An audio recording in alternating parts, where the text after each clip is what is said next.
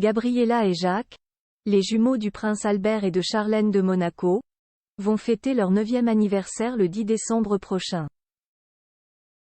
En cette fin d'année, ils auront la chance de découvrir un pays où peu d'enfants de leur âge, et peu de gens tout court, ont la chance d'aller.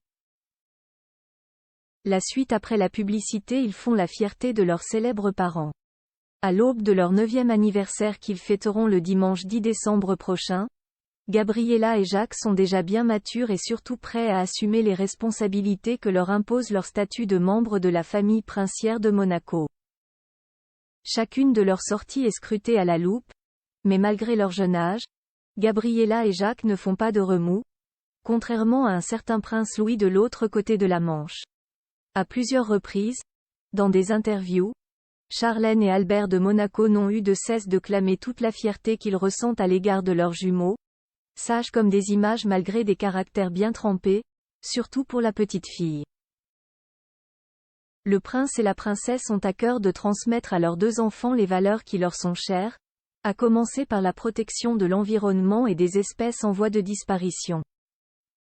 Dans une interview accordée à Monaco Matin au mois de novembre, Albert et Charlène de Monaco annonçaient que ces apprentissages passaient aussi par les voyages et qu'un gros déplacement allait justement être effectué en famille d'ici la fin de l'année.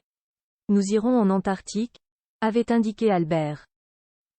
Un voyage organisé par le musée océanographique, et Robert Calagno, directeur général de l'Institut océanographique, NDLR, qui, je crois, sera une formidable aventure pour nous tous, mais pour eux, en particulier.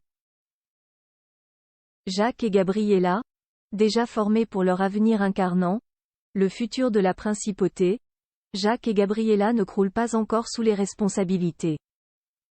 Du moins pas totalement. En attendant que ce jour arrive, Albert de Monaco et Charlène mettent tout en œuvre pour les guider dans les priorités qu'ils devront avoir à l'avenir. Nous avons eu l'opportunité de les emmener plusieurs fois en Afrique du Sud. Ils ont énormément apprécié ces voyages. Nous les avons emmenés aussi dans différents pays dans le monde.